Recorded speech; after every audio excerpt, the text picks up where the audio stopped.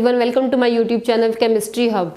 Now in this video I am just going to discuss the second experiment under the redox titration. जैसे last video में first experiment के related हमने discuss किया था, तो उसमें क्या था कि we are to calculate the strength and molarity of the potassium permanganate solution हमने लिया था and we are to titrate that against m/20 Mohr salt solution. उसमें हमने m/20 लिया था. ठीक है, अब इस वाले एक्सपेरिमेंट में हमने कुछ ज़्यादा वेरिएशन नहीं आई. Now the if you read it carefully तो इसमें क्या कि determine the molarity and strength of the given solution of potassium permanganate by preparing the m/50 ferrous ammonium sulfate.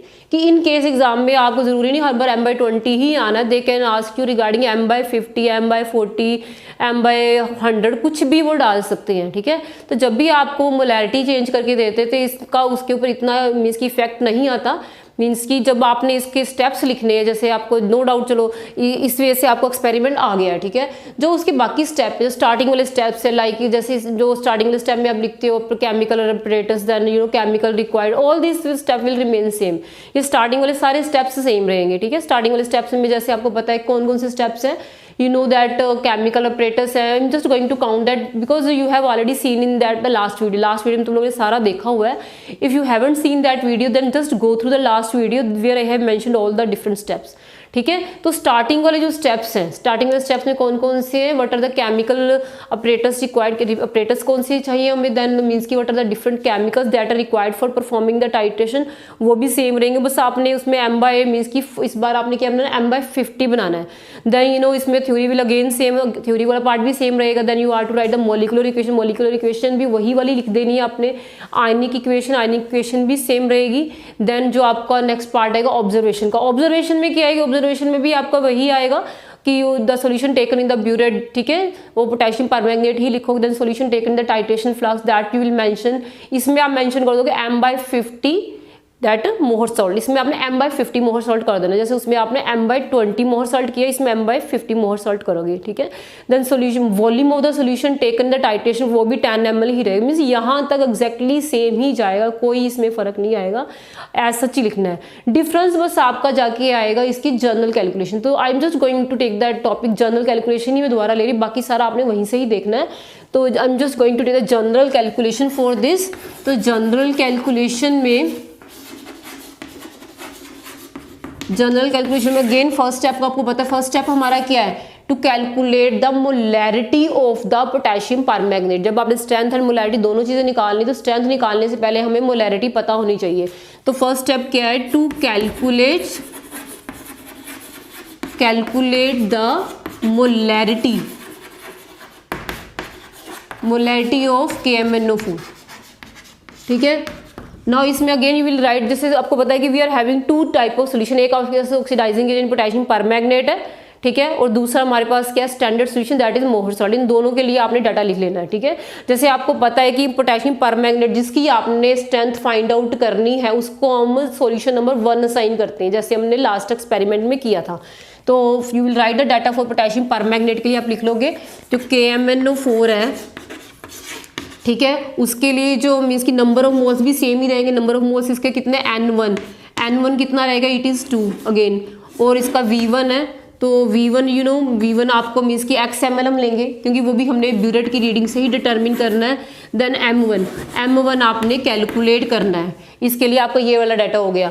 अगर आप मोहर सॉल्ट के लिए लिखते हो, ठीक है, मोहर सॉल्ट के लिए क्या होगा कि उसमें इसका N2 है, तो N2 क्या होगा 10. ये वही रहना है, इसमें कोई डिफरेंस नहीं आया.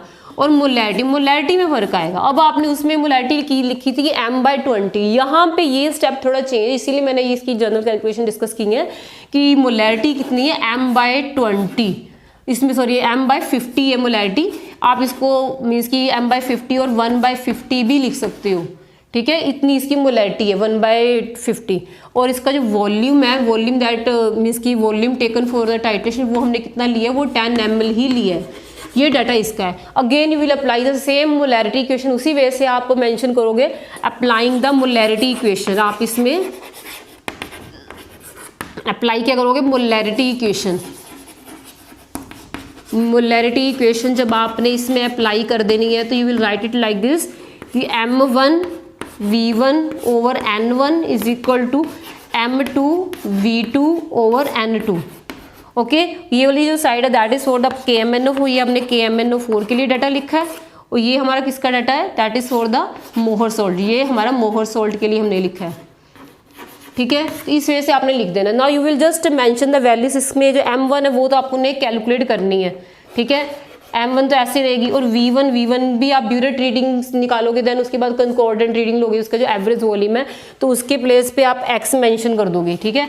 N1 जो है, N1 आपको पता है इसमें हमने 2 लेना है, यहाँ पे फिर डिफरेंस आएगा M बाय मीन्स की जो मोलैरिटी की value for the Mohr salt वो हमारी क्या है 1/50 है। यही फर्क है ना, बाकी सारा सेम ही रहना है।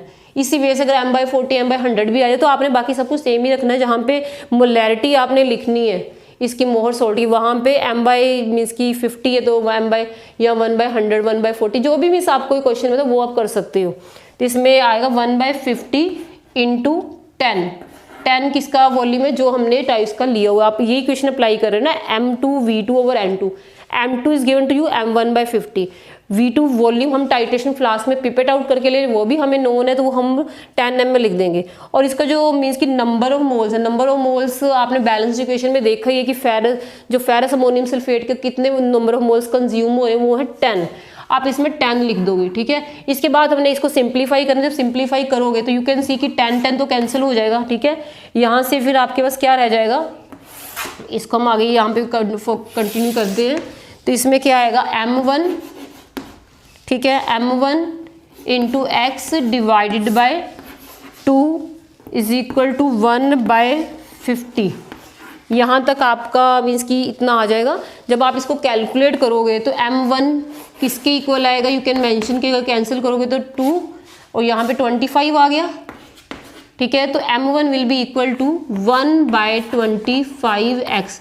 यानी कि ये वाला स्टेप आपका डिफरेंट हो जाएगा M/20 वाले एक्सपेरिमेंट से, कि इसमें जो मोलैरिटी की वैल्यू आपकी आएगी वो M1 कितनी आ रही है, molarity of that potassium permanganate 1/25x। जो फर्स्ट वाला एक्सपेरिमेंट था अगर तुम लोग इसको ध्यान से देखो उसमें आपकी 1/10x आई थी, ठीक है। तो इसमें मोलैरिटी हमारी कितनी आ रही है 1/25x मोलर, इतनी मोलैरिटी आपकी पोटेशियम परमैंगनेट की आ जाएगी, ठीक है। इसके बाद जो नेक्स्ट स्टेप आपने करना है, ये आपका मीन्स की फर्स्ट स्टेप हो गया। नाउ नेक्स्ट स्टेप हमारा है to calculate the strength of potassium permanganate. जब आपने स्ट्रेंथ फाइंड आउट करनी है तो स्ट्रेंथ के लिए आपको पता है, यहाँ से हम लिख देते हैं, चलो जो सेकंड स्टेप है 2, ये स्टेप 2 है कैलकुलेशन का, ठीक है। टू कैलकुलेट क्या स्ट्रेंथ किसकी कैलकुलेट करनी है, ऑफ KMnO4। अगेन आप उसी वे से करोगे।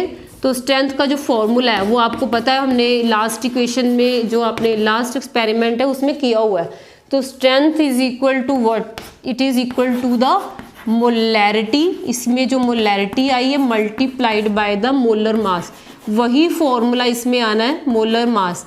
अब मोलर मास आपको पता 158 होता है, बट इसमें बस मोलैरिटी ही चेंज हुई है। मोलैरिटी की प्लेस पे आपका आ जाएगा 1/25x मल्टीप्लाइड बाय 158, ठीक है। तो इसमें जो भी आपका मीन्स की इनको कैलकुलेट करके आएगा, अभी आप जनरल कैलकुलेशन तो ऐसे ही लिखोगे, पेपर में आपको आएगा जनरल कैलकुलेशन लिखो और आफ्टर परफॉर्मिंग आप फाइनल कैलकुलेशन भी लिखते हो, ठीक है। 1/25x एंड 158 करके वी कैन मेंशन कि y ग्राम पर लीटर, ये हमारी जो है स्ट्रेंथ ऑफ दैट मीन्स की पोटेशियम परमैंगनेट निकल के आई है। तो जब आप मीन्स की एग्जाम में ये एक्सपेरिमेंट परफॉर्म करोगे, ठीक है, तो आपके पास ब्यूरेट रीडिंग है कि ब्यूरेट रीडिंग में जितना भी मीन्स के वॉल्यूम आता है 5 ml आता है 10 ml वट जो भी वॉल्यूम आपका आएगा वो वॉल्यूम आप मीन्स की उसका ले लोगे, ठीक है। वो उस वॉल्यूम की रीडिंग आपने x के प्लेस पे फिल कर देनी है, ठीक है। अगर आपको 10 आया 9 है जो भी आपकी रीडिंग आई है आपने वो मीन्स की यहाँ पे फिल कर देनी, उसके हिसाब से आपका फिर यहाँ पे मीन्स की ये निकल आएगा। करना क्या है, सिंपल आप मीन्स की last general calculation last step भी उठा सकते हो, एक्स की वैल्यू फिल कर दो कि अगर आपका x 10 आया है या आपका x 5 आया, जो भी आपका आया है उसकी वैल्यू यहाँ पे फिल करके आप पोटेशियम परमैंगनेट की मोलैरिटी निकाल लोगे। जब आपके से मोलैरिटी निकल आएगी तो उसको सिंपली आपने 158 के साथ मल्टीप्लाई ही करना है, मल्टीप्लाई करके आपको फाइनली इसकी जो स्ट्रेंथ ऑफ पोटेशियम परमैंगनेट आपके पास आ जाएगी। तो इसके बाद हमने फाइनली फिर इसमें वही करना है, you will right that result में कि molarity of the potassium permanganate is this, जो भी आपका कैलकुलेशन करके आएगा, and strength of that potassium permanganate आपकी इतनी है। ये रिजल्ट के आपके 2 स्टेप आ जाएंगे। लास्ट में फिर वही उसी वजह से आपने प्रिकॉशंस लिखनी है, तो you will right at at least 3 precaution, जो मैंने पहले भी आपको बताई है लास्ट एक्सपेरिमेंट में भी 3 प्रिकॉशन वही लिखनी है। Don't forget to add that sulphuric acid while preparing the Mohr salt solution, इसमें डालना ज़रूरी होता है, ठीक है, सो दैट कि उसकी ऑक्सीडेशन हो जाए, ठीक है। नेक्स्ट आपने डालना है कि during each titration we will have to add 10 ml of dilute sulphuric acid, because कि in the presence of the acidic medium में जो सल्फ्यूरिक एसिड मीन्स की potassium permanganate that can act as strong oxidising agent की तरह काम करता है। तो ये चीज़ें छोटी छोटी बातें हैं वो आपने अपने माइंड में रखनी है, क्योंकि एग्जाम में वो वाइवे में आपसे पूछ भी क्यों ऐड करते हैं जी बताओ, तो फिर आपको वहाँ पे तुम लोग फंस जाओगे। तो तुम्हें क्लियर होना चाहिए हम करते तो क्यों करते हैं, what is the reason, main logic क्या होता है। देन लास्ट थर्ड क्वेश्चन में आपको मैंने बताया था कि no need to heat that Mohr salt solution, we will conduct that solution at the room temp. ये मेन 3 पॉइंट आपने प्रिकॉशंस के लिखने हैं।